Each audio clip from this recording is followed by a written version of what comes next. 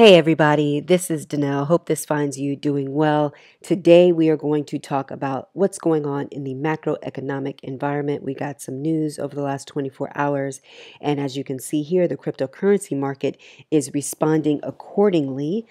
Bitcoin is now up almost 4% at 3.88% over the last 24 hours.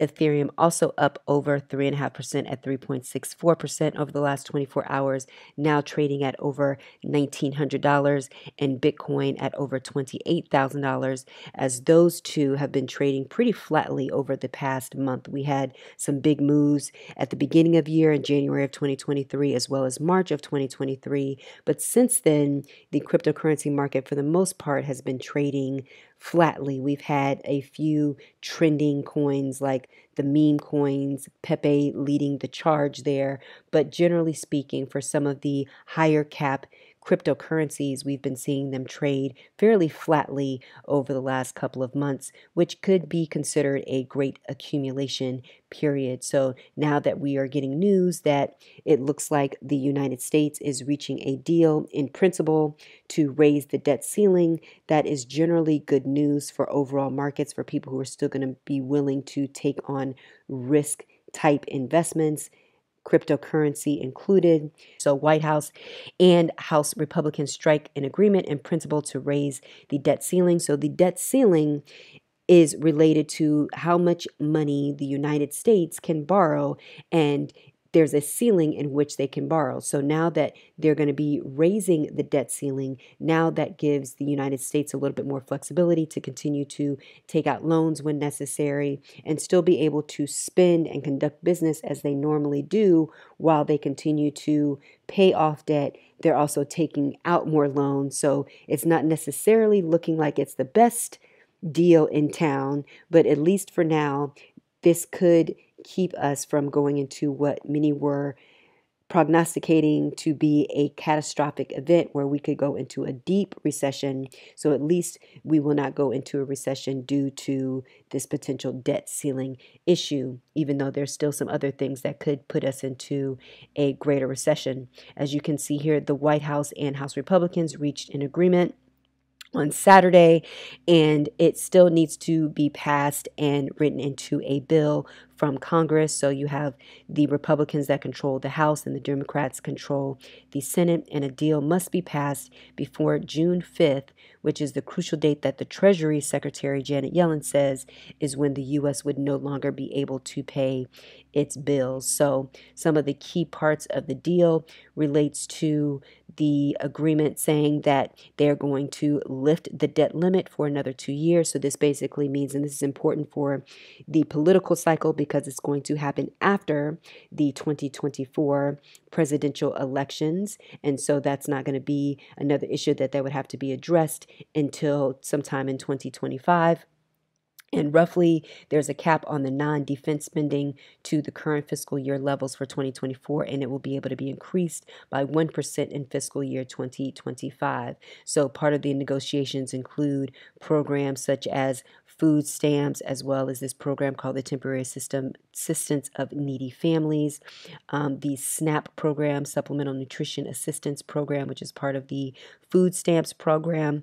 And there's also a number of different things that they had to negotiate with regards to the spending that the United States will still be able to do, and where they're also going to have to take some cutbacks. So because of the fact that a default was looming, it was very important that they did reach this agreement to, at the very least, raise the debt ceiling to allow the United States to continue to conduct business as usual. So obviously, there's still going to be some more development, I'm sure, over the next several days. But this is big news, just generally speaking, because many feared that there was a potential default, which would be catastrophic for the United States economy and generally for the economy around the world. So we are happy to hear that there is some terms that have been made to avoid this default, but obviously there's still a lot of issues in the macroeconomic environment when it comes to how the U.S. is spending money, not only in the United States, but also in other countries as well. But we can see the cryptocurrency markets right now at least are responding positively as Bitcoin and Ethereum and many of the cryptocurrencies in the market are seeing a bump up over these last 24 hours. So the gross domestic product is the monetary value of goods and services that is bought by the final user that's produced in a country in a given period of time. So the GDP is basically the gross domestic product is what is the measurement that is used with regards to determining whether or not a country is going into a recession if the GDP is negative for 2 consecutive quarters. And we actually had that the first 2 quarters of 2022, but it did bounce back towards the end of the year. So as you can see here in 2022, we had 2 negative quarters. So technically we were in a recession, but we did bounce back pretty strongly the next 2 quarters. So we will find out soon what we have done over the next 2 quarters for 2023. But people are still saying that we could have a slight recession because of the fact that we have high inflation and the Federal Reserve had to continue to raise interest rates. As we talked about in one of our last videos, it had a 10th consecutive rate hike, and we're now over 5%. And that could potentially go up. There's another meeting coming up. I believe it's on June 14th. So that's another thing that we definitely need to keep an eye on to see whether or not they're going to raise the interest rate another 25 basis points or more. And if so, then we definitely should see some movement, not only in the stock market, but also in the cryptocurrency market as well. Next up, we're just going to talk a little bit about what's going on in NFTs. NFTs are still definitely in a bear market right now. As you can see, we have the NFT collection by rankings, by sales volume over the last 24 hours. And right now, we're starting to see a lot more Bitcoin related ordinals and NFTs cracking the top 20. So we definitely at some point need to do a little bit of a deeper dive into these BRC20 NFTs. And we did a video on Bitcoin ordinals, but we also should be doing some more deep diving into that, as well as we're starting to see the market is starting to grow exponentially. Bored Ape Yacht Club, Mutant Ape Yacht Club still towards the top of the list. Yuga Labs continues to rake in the funds as they continue to work on their metaverse play.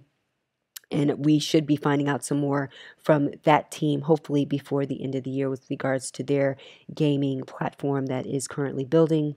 And then we see these are the rest of the cryptocurrencies, NFTs that are shaking out the top 20. We have Azuki, we have a Pepin, some other names like Pudgy Penguins. We've talked about So Rare, which is a NFT trading card platform.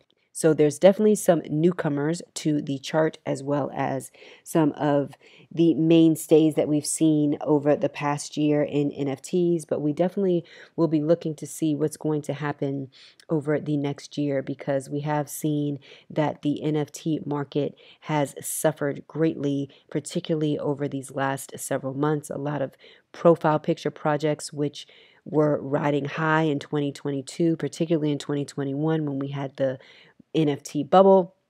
We are now starting to see that a lot of these collections have gone down 50%, 70%, some even 90%. Bored Ape Yacht Club, they're far off of their all-time high of around 120 Ethereum. At some point now trading at 46 Ethereum, which is still a hefty price.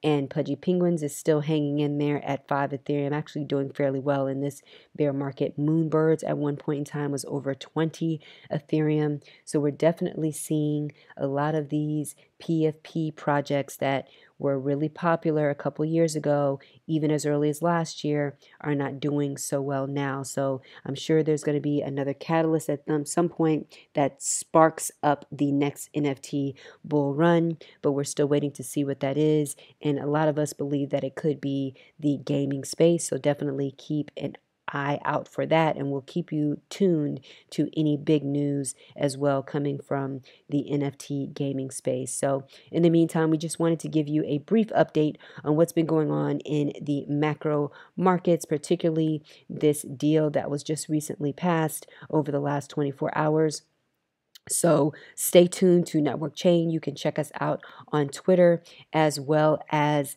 Instagram. We post there daily, most days. So please stay posted.